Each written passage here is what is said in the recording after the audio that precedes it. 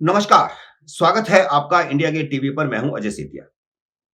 मित्रों, देश में हिंदू नवजागरण का राजनीतिक दलों पर तो गहरा असर हुआ ही है।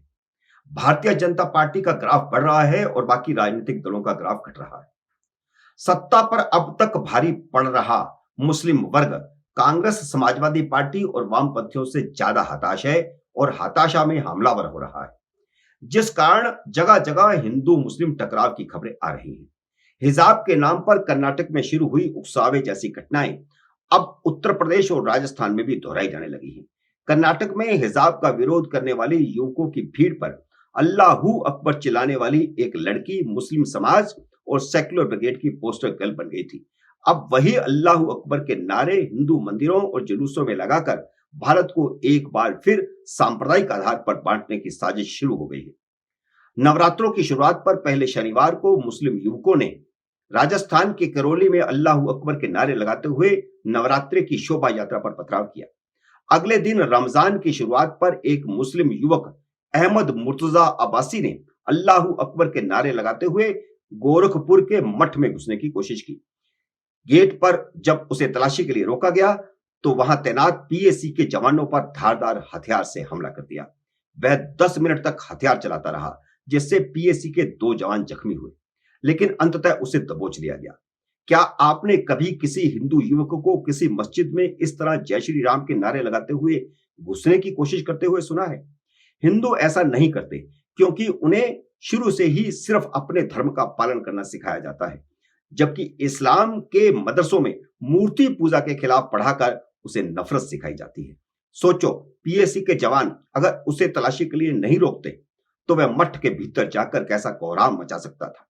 जैसे ही उसे रोका गया, उसने अपने बैग से कपड़ों में लिपटा हुआ धारदार हथियार निकाला और गेट पर तैनात पीएसी के दोनों जवानों गोपाल गौड़ और अनिल पासवान पर हमला बोल दिया। तभी उत्तर प्रदेश पुलिस के कांस्टेबल जो दूरी पर थे, अनुराग राजपूत और एलआईयू में तैनात अनिल गुप्ता ने दिलेरी दिखाई। वे भाग कर आए। कांस्टेबल अनुराग ने सरकारी असला थोड़ी दूर खड़े अपने साथी को थमा दिया और बांस की लाठी लेकर हमलावर की तरफ बढ़ा, लेकिन उसके हाथ में हथियार इतना धारदार था कि लाठी टूट गई। इतने में आसपास मौजूद लोग हमलावर पर टूट पड़े और उसके हाथ से हथियार गिर गया और उसे दबोचा जा सका। अब्बासी मुर्तजा गोरखपुर के ही सिविल लाइंस इलाके का रहने वाला है। उत्तर प्रदेश के मुख्यमंत्री योगी आदित्यनाथ इसी गोरक्ष पीठ के मुख्य महंत हैं। उनका स्थायी आवास इसी मंदिर परिसर में है। हालांकि रविवार रात को जब यह घटना हुई, मुख्यमंत्री मंदिर परिसर में नहीं थे, लेकिन मुख्यमंत्री का यहां अक्सर आना जाना रहता है, इसलिए मंदिर में कड़ी सुरक्षा का बंदोबस्त किया गया है। इसके बावजूद इस मुस्लिम युवक ने हथियार के साथ मंदिर में घुसने की हिम्मत की और जब पकड़ने की कोशिश की गई तो उसने अल्लाहू अकबर के नारे लगाने शुरू कर दिए। आप सोचिए कि उसकी ट्रेनिंग किस तरह की रही होगी। क्या यह ठीक उसी तरह की नहीं है जैसे कश्मीर में आत्मघाती हमले होते हैं? उन्हें इस्लाम के लिए लड़ने मरने के लिए मानसिक तौर पर तैयार किया जाता है। अब सेक्युलर ब्रिगेड की ओर से इस शख्स को भी मानसिक रूप से बीमार घोषित करके उसका बचाव शुरू कर दिया गया है। इन हमलावरों को पढ़ाया जाता है कि अगर वे पकड़े जाएं तो खुद को मानसिक रूप से परेशान बता दें। अहमद मुर्तजा अब्बासी ने भी पुलिसिया पूछताछ में यही कहना शुरू कर दिया है। सवाल यह है कि ये पढ़े लिखे मुस्लिम भी इस्लाम के लिए मानसिक रूप से इतने बीमार हो क्यों जाते हैं?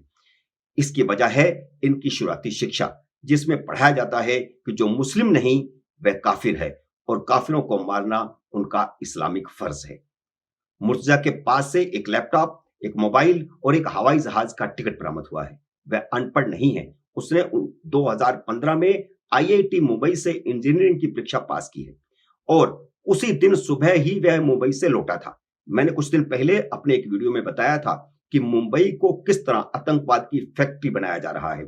एनसीपी और समाजवादी पार्टी उद्धव ठाकरे की मुख्यमंत्री बने रहने की लालसा का फायदा उठाकर अन्य राज्यों के मुस्लिमों को बड़े पैमाने पर मुंबई में बसा रहे हैं। मित्रों, यह एक ऐसी स्थिति पैदा हो रही है जिसमें आने वाले समय में जगह जगह पर हिंदू मुस्लिम तनाव हो सकता है। मित्रों, उम्मीद है मेरा यह वीडियो आपको पसंद आया होगा। इसे लाइक करिए, शेयर कीजिए और अगर आपने मेरे यूट्यूब चैनल को सब्सक्राइब नहीं किया तो सब्सक्राइब कीजिए और घंटी का बटन भी दबाइए ताकि जैसे ही मेरा नया वीडियो आए आपको सूचना आए। मेरे नए वीडियो का करिए इंतजार। तब तक नमस्कार।